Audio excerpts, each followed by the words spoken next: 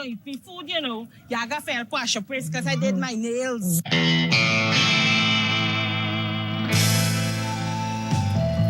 When is somebody going to make a nice cake? Is my good cake on upon the same? Madam, I got a call from the people in the community, and they said you are disturbing the peace. You're smelling up the place, and you're doing something, but your food always seems to smell good. Peppies, you get the best on these things. These things just make you cook good. I want these things, and I'll carry them for evidence. I love all of you. Peppies, we put the pep back into your kitchen. And you. Buxton! LA Lounge will come alive on Sunday, March 23rd when Darren, Fabian, and Denzel send on their third annual Brunch and Soca. Vibes non-stop as Guyana's best DJs entertain you. Brunch and Soca on LA Lounge, Sunday, March 23rd. All courtesy, Majesty Engineering, Construction and Supplies, Nisha's Tasty Treats, Shamar's Welding and Fabrication, NNN Wash Bay, Simba Enterprise, Chef T Kitchen, Team Bajan, Keisha's Decor, Northwest Investments Inc. and HGP TV. Honey marks, speed, strength, passion.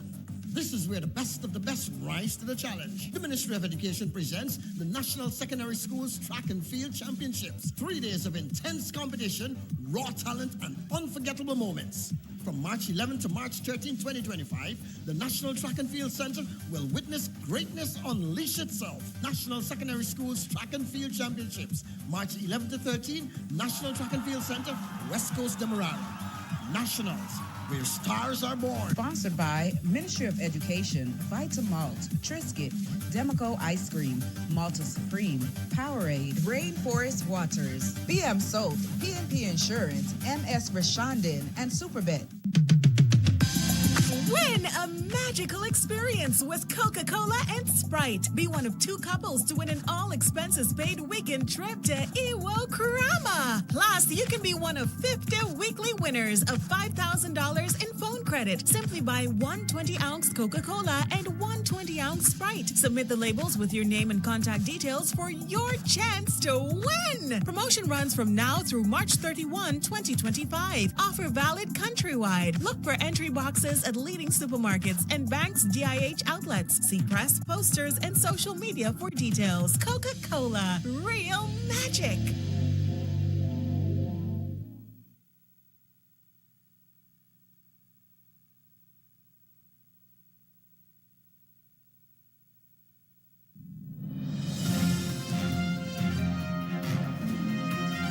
Your top stories this evening sponsored by Courts, bringing value home. Jagdeo accused of intimidation tactics and threats. Narain challenges the VP to display statesman-like conduct. Court dismisses traffic obstruction case against former mayor and opposition MP. Several primary school students sent home from East Coast School with symptoms similar to hand, foot, and mouth disease. Good evening to our viewers here in Guyana and online. I'm Travis Chase with the Tuesday, March 11 edition of the HGP Nightly News. Here's what you need to know this evening. Conduct yourself as a statesman. Stop the foul language, intimidation tactics, and threats. That's the urging of a former mayor of Georgetown to the country's sitting Vice President Jagdeo. Here's more.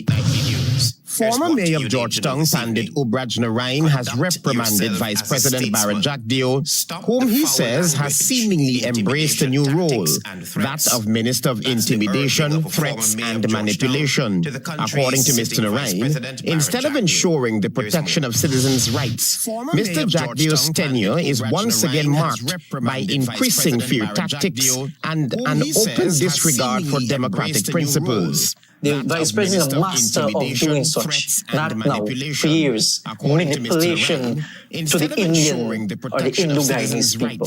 Right? And unless my Indian people, Guyanese, stand up to this man, Guyana will never be in a right position. A stern talking Narain. Manipulation to the Indian or the Indo-Guyanese people. Right? And unless my Indian people, Guyanese, stand up to this man, Guyana will never be in a right position. A stern-talking Narain also urged the vice president to conduct himself as a leader and refrain from using foul language and intimidation tactics against the Guyanese electorate. And as a statesman of this country, the language that echoed from his mouth last press conference of a bucket load, you left young people like me to think if this gentleman is in his right mind frame.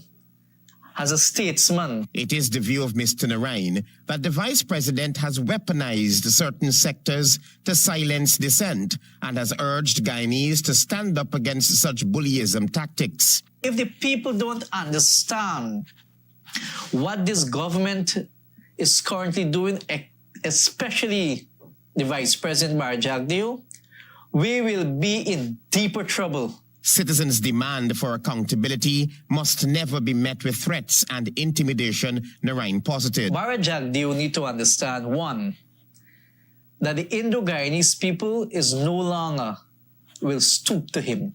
The former mayor and the vice chairman of the Institute for Action Against Discrimination urged the Ethnic Relations Commission to pay closer attention to the words and statements uttered by the vice president, especially during his Thursday afternoon press conferences. Travis Chase, HGP Nightly News. Meanwhile, 2 years after former Mayor Ubraj Narain and opposition Member of Parliament Sherrod Duncan were jointly charged with obstructing traffic along Newmarket Street, the case against them was dismissed on Tuesday due to insufficient evidence. Find out more from Tiana Cole.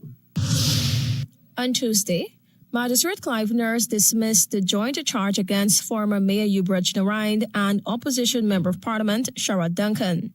The two were charged in 2022 for allegedly obstructing traffic on Newmarket Street after placing a wooden pallet in line beneath a motor lorry during a standoff between police and vendors. The vendors, who were stationed outside the Georgetown Public Hospital Corporation GPHC, were given a final notice to remove their stalls and other encumbrances from the roadway, but refused to comply. During Tuesday's hearing, Magistrate Nurse ruled that throughout the trial, police officers who testified gave conflicting accounts of what transpired on the day of the offense. As a result, the magistrate ruled in favor of the defense, dismissing the matter on the grounds that the prosecution failed to prove its case beyond reasonable doubt and also failed to provide sufficient evidence. In a telephone interview with this newscast following the ruling, Narain stated that the case stemmed from his decision to stand up against the PPPC government. I will continue to represent the people of this country without any fear, and I will stand up to the autocrat of the PPP leadership, and I will continue to be an advocate and an activist for the people of this country. Both Sherrod Duncan and Ubraj Narain were represented by attorney at law Darren Wade. Tiana Cole reporting for the HGP Nightly News. Still in the courts, the ruling on whether the Special Organized Crime Unit will be granted access to bank records for embattled former Assistant Commissioner Calvin Brutus and the co-accused has once again been deferred. Find out more from Tiana Cole. On Tuesday, and the matter was called before Acting Chief Magistrate Faith McGusty. She informed the court that she would make a ruling on the Special Organized Crime Unit SOCO's application to access the bank records of former Assistant Commissioner Acting Calvin Brutus and his co-defendant Corwin Nicholson. Brutus, who was facing 250 criminal charges, appeared in court in person, while Nicholson, who attended virtually, was instructed to return on March 13, 2025. On that date, the magistrate will rule on the prosecution's request for a banker's book order to obtain copies of financial documents from the accounts of both Brutus and Nicholson. Brutus and Nicholson, along with another person, have been jointly charged with conspiracy to commit a felony. SOCO alleges that between December 2023 and January 2024, the duo, along with another person, defrauded the Guyana Police Force, GPF, of over $101 million by securing payments for undelivered goods. Prosecutor David Braffett has submitted an application under Section 12 of the Evidence Act, requested a banker's book order to obtain copies of financial documents from one of Brutus' accounts. The prosecution is also seeking a similar order for Nicholson's records to determine whether they correspond with Brutus' transactions. The prosecution argued that the information is critical to proving key elements of financial crimes for which Brutus has been charged, noting that such an order is routine for cases of this nature. This development follows Soko's ongoing efforts to compel Demerara Bank to release key banking information as part of its investigation. However, Brutus's defense team strongly opposed the application, arguing that the prosecution's interpretation of the Evidence Act was flawed. They contended that the requested documents do not fall within the Act's definition of a banker's book, which traditionally includes items such as checks. Tiana Cole reporting for the HGP Nightly News. Thank you, Tiana. Stay with us. There is more news ahead.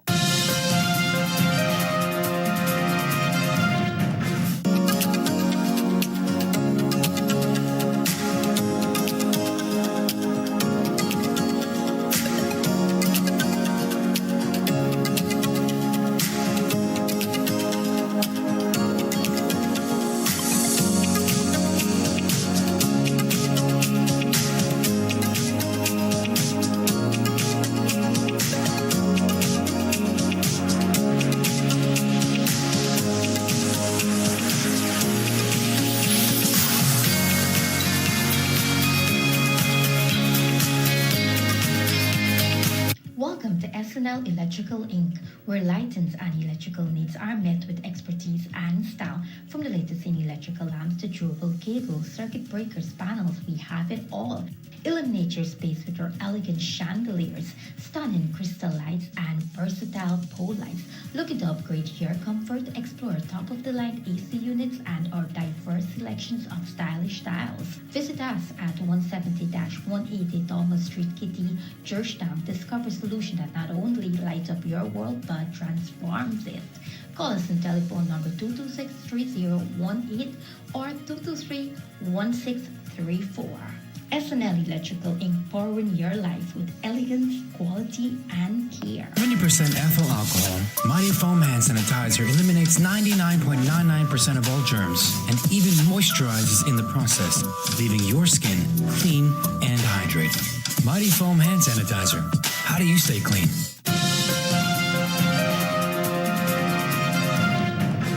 You're watching the HGP Nightly News. Thanks for staying with us.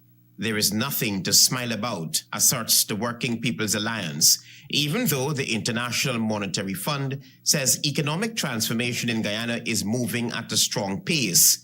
The WPA says the People's Progressive Party Civic has failed in the managing of the economy.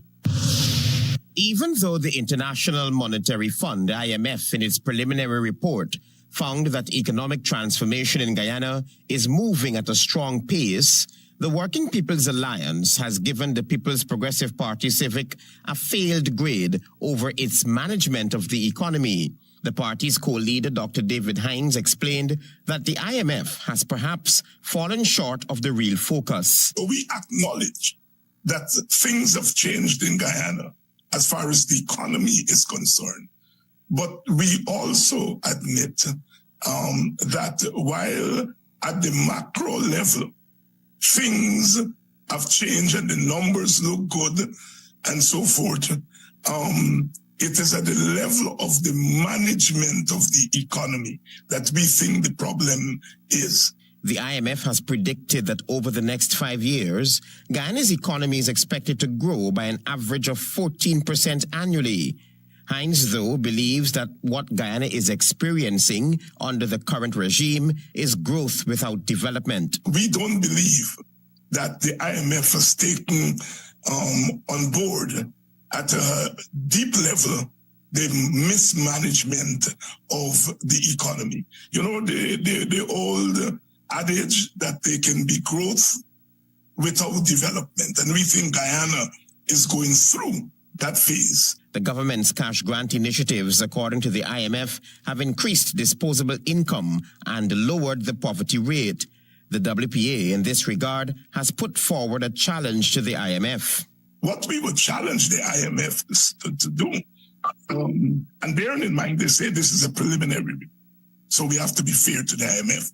But we would challenge the IMF to show how the cash grants, the random, unstructured cash grants by the government, how they have led to an improvement in the material circumstances of the people. The WPA leader stressed that since Guyana has advanced to a petrol state, constant blackouts, poverty in some sections of Guyana, under-par wages and salaries in the public sector, and the relatively high cost of living all contribute to the mismanagement of the country's resources by the PPPC government. Travis Chase, HGP Nightly News. The Ministry of Education on Tuesday officially opened the 2025 National Secondary Schools Track and Field Championship. Daisy Richards reports now. The National Secondary Schools Track and Field Championship was opened earlier on Tuesday at the Lenore Synthetic Track on the west coast of Demerara under the umbrella The Platform to Greatness. Minister of Culture, Youth and Sport Charles Ramson Jr. challenged athletes to give their best since they can achieve great success through commitment. Being able to compete at this national level for your school, representing your district, is a stepping stone to becoming a national champion and then a regional champion. Priya Manikchand, Minister of Education, speaking at the launch, said her ministry is committed to nurturing the talent of all the athletes. Each of you here is already a winner. We want to make sure we provide the platform. How we're not providing the platform in one place or another. All across this country, we want to make sure children have the ability to perform and perform at their very best. Meanwhile, Deputy Chief Education Officer Technical Dr. Ritish Tularam opined that the championship is not only about stiff competition, but it's a celebration of all the athletes involved. The National Secondary School Track and Field Championship have always been a platform for showcasing exceptional talent, and this year it is no exception. Dr. Tolaram said these athletes did not only excel at the national level, but their talent will also be showcased internationally. The 3-day championship concludes on Thursday. For HGP Nightly News, I am Daisy Richards. Meanwhile, our developing story, reports have surfaced that several children at a primary school on the east coast of Demerara have developed rash-like symptoms on their hands, feet, and mouths, which are commonly associated with hand, foot, and mouth disease. Hear more on this story. Several children at a private primary school on the east coast of Demerara who exhibited rash-like symptoms on their hands, feet, and mouths were sent home on Monday. These symptoms align with those typically seen in hand, foot, and mouth disease, HFMD. When this newscast contacted Dr. Gavinash Prasad, the Regional Health Officer RHO for Region 4, he confirmed that he had instructed health facilities along the East Coast corridor to report any cases resembling these symptoms. While no confirmed cases have been reported, Dr. Prasad indicated that it is suspected that some children from a private school in Lusignan may be showing symptoms similar to HFMD, but these cases remain unconfirmed. They did report that a couple of kids from a private school that's located in Lusignan did show something similar to that, but it's unconfirmed. The RHO has since informed the Ministry of Health about a possibility, and the matter is currently under investigation. According to the United States Centers for Disease Control and Prevention, CDC, HFMD is a common viral infection that typically causes fever, painful mouth sores, and a rash. It spreads rapidly in schools, and complications from the disease are rare. Neither the Ministry of Health nor the Ministry of Education has issued an official alert or statement regarding the situation. Tianako reporting for the HGP Nightly News. Stay with us. You're watching the HGP Nightly News. Planning a cleanup? We can help. Sevon's Waste Management skip bins can be provided for home renovation projects, yard cleanup, or construction project. It's simple. Step 1, give us a call. Step 2, we put down the bin. Step 3, load it up with all of your junk. Step 4, we take it away. That's simple. Bins are also available in various sizes, so there is no job that is too big or too small. Call Sevon's Waste Management today at 218-1455.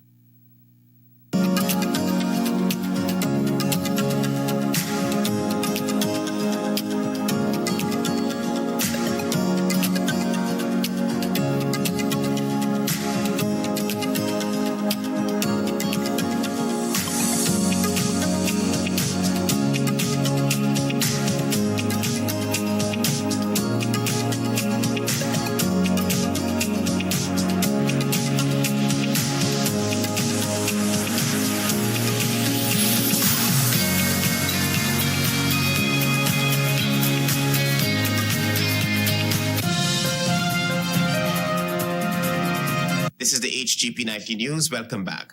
Antonio Day reports now that the Quadra Thinkers Youth Group won day one of the Speaker's Regional Debating Championship against Santa Rosa Secondary. The highly anticipated Speaker's Regional Youth Debating Competition began with an interesting presentation by the Quadra Thinkers Youth Group, which defeated the Santa Rosa Secondary School Youth Group from Region 1. Presenting on the moot that hinterland youths are not integrally involved in the decision-making process, Santa Rosa Secondary in proposition endorsed this notion. Proposing First Speaker Juliana Fernandez contended that while the government claims to be bridging the gap between the coastland and the hinterland by expanding opportunities for people of indigenous descent, there still lies a divide which disenfranchises thousands. The 15-year-old claimed that indigenous youths are underrepresented in the decision-making process across the hinterland. My dear opponents, have you seen any programs or organizations whose claims are to involve youth in national decision-making? Have you?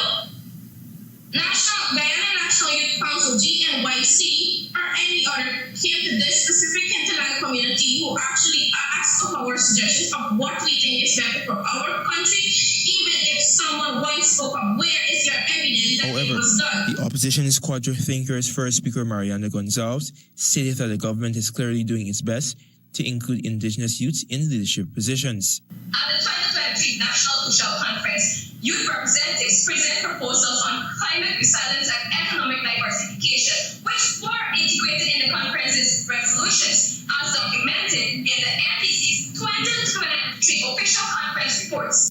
This was the response by Kavita Frederick's second proposing speaker for Santa Rosa Secondary. How can you make such a decision without hearing the people's voice, or at least ask them what is their point of view of the project? Tracy Norton of the Quadra Thinkers Youth Group stood out for her well-constructed arguments and articulations, earning her the prestigious title of Best Debater for this round. Esteemed judges, let us begin with the undeniable evidence of inclusion through outreach programs. The government of Guyana has significantly invested in education initiatives tailored for hinterland youths. According to the Ministry of Education, there has been, and I quote, a 30% increase in scholarship awards specifically targeted at hinterland students, end of quote. Florida Rose also represented Santa Rosa Secondary, while Sunir Pure represented Quadra Thinkers. Santa Rosa Secondary ended on with 144 points, while Quadra Thinkers earned themselves 185 points. The debating competition was judged based on eloquence, grammar, diction, and mechanics. The Speaker's Regional Youth Debating Competition, which is now in its third year, seeks to instill a sense of intellectual curiosity in the minds of young people through research and fostering meaningful discussions on the variety of topical issues. I'm Antonio Day reporting for the HGP Nightly News. More than $2 million has vanished from a joint savings account from Scotiabank. One of the very worried customer is encouraging persons who may be experiencing similar challenges to speak out. Daisy Richards has this developing story. It appears as though Lensworth Blair and his sister Sharon Blair has fallen prey to Guyana's banking system as over $2 million vanished from a joint Scotiabank account. Blair, who was placed as a signatory to a joint bank account with his sick sister in January of 2025, said on his second withdrawal attempt, he noticed something was amiss. What I noticed is that the money was significantly reduced. And so I called her and asked her if she did any withdrawal, because this is millions that would have been removed from the account. The man said just the day after he figured out something was not right with the account, he discovered that another $500,000 went missing. An inquiry was made at Scotiabank's main branch, where he was told that someone changed the PIN number and card in February. So I asked her how is that possible? Don't we need to produce proof of ID and, those kind of things? And it's a joint account. You could have at least called one of the parties to find out what was happening. After many inquiries at the bank, he was told that the bank will need 120 days to conduct a full investigation. He maintains that all he wants is his money returned. If the bank wants 120 days to do the investigation, I don't mind. That is to find out the culprits and how to deal with it.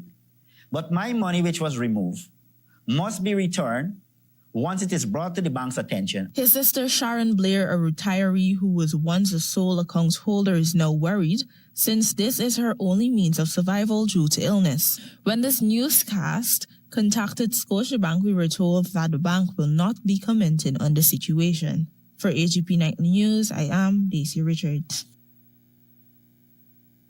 Acting Chancellor of the Judiciary, Justice Yonette Cummins Edwards, is the latest to join the many voices in calling for gender-based violence to be frontally addressed. Antonio Day reports now. We're there, but there's still more to go. I'm looking at the private sphere. There are still cases of domestic violence or family violence coming to the fore. That was Acting Chancellor of Judiciary, Justice Yonette Cummins Edwards, speaking at an event in observance of International Day of Women Judges. Article 29 of Guyana's Constitution guarantees equal rights in both public and private spheres and urged lawmakers to strengthen legal protections for women.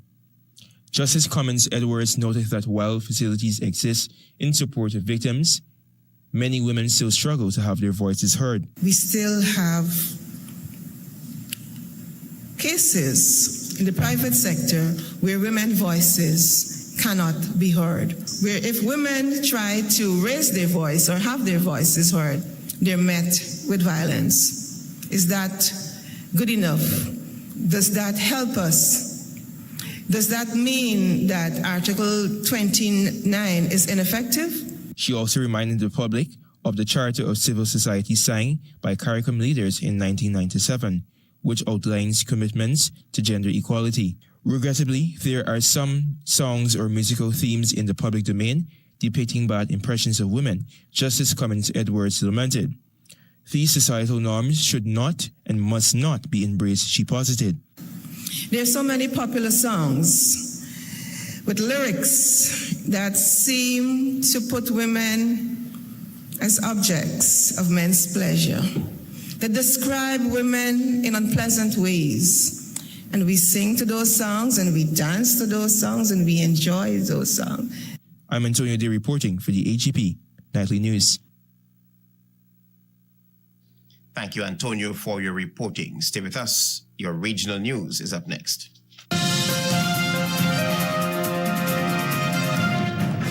Ready to up your game? Ready to up your game? Win big with over 60 epic prizes. A brand new PS5, Nintendo Switch, iPhone 16 Pro Max, Apple smartwatch, and the hottest earbuds from Apple and Samsung. Plus, we are giving away thousands in phone credit and a whole year supply of Buster or Turbo Energy drink. Here's how. Buy any Buster or Turbo Energy drink. Find the code starting with BB and enter online or on WhatsApp. Visit us on Facebook or Instagram at Turbo_Caribbean or Buster Guyana for all the details. Don't just play. Up your game with Buster and Turbo Energy. Interested in honoring or paying tribute to a loved one, or just making a loved one feel special? HGP TV offers you all that and more. Air your birthday greetings, death announcements, and wedding anniversaries on HGP TV today. HGP TV offers affordable prices, convenience, and great services. Call us on 220-3660 or email us at sales@hgptv.com.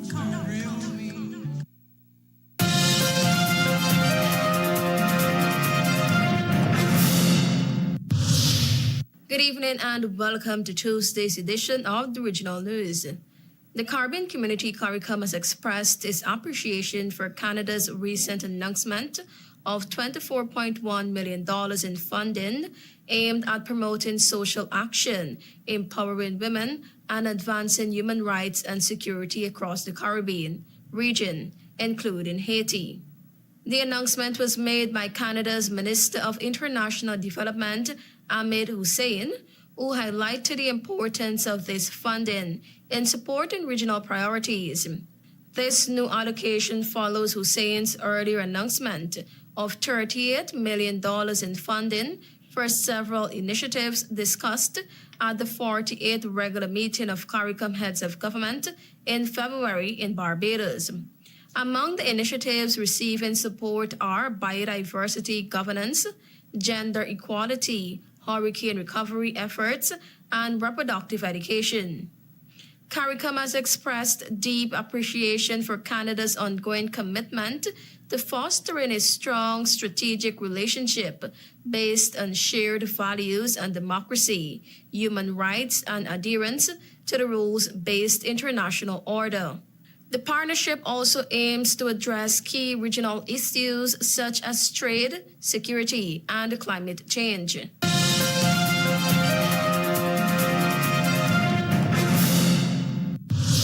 Prime Minister Dr. Keith Rowley has come out in defense of Trinidad and Tobago's sovereignty following the recent threat of U.S. visa restrictions announced by President Donald Trump administration against governments utilizing Cuba's overseas medical missions. The program, which has been vital to healthcare system across the region for decades, has been described in a report by the Trump administration as constituting quote-unquote forced labor and quote-unquote a form of human trafficking.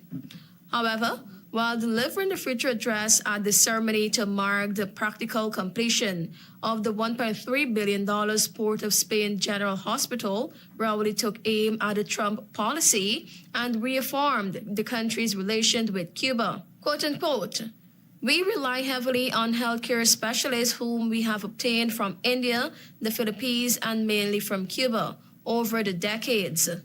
Dr. Rowley said he was willing to surrender further trips to the U.S. in an effort to ensure TT's position is not taken lightly.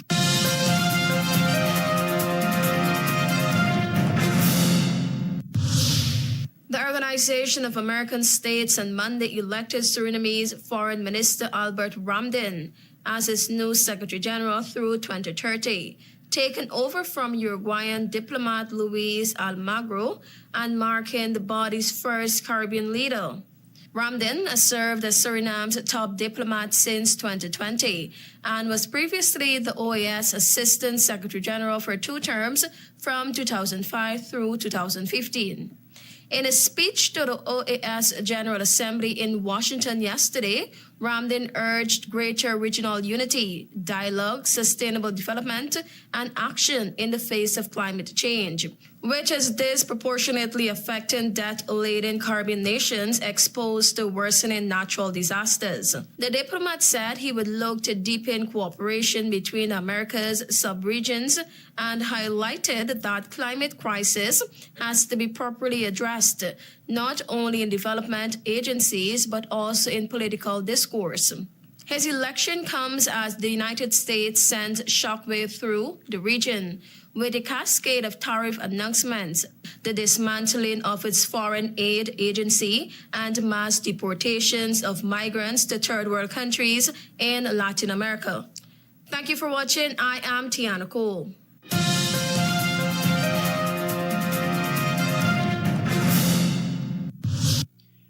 Jagdeo accused of intimidation tactics and threats. Ubraj Narain challenges the VP to display statesman-like conduct. Court dismisses traffic obstruction case against former mayor and opposition MP. Several primary school students sent home from East Coast School with symptoms similar to hand, foot, and mouth disease. And $2.3 million vanishes from Joint Savings Scotiabank account. Those are our major headlines. For these stories and more, please go to our website. It's www.hgptv.com. I'm Travis Chase. Thanks for watching. Goodbye.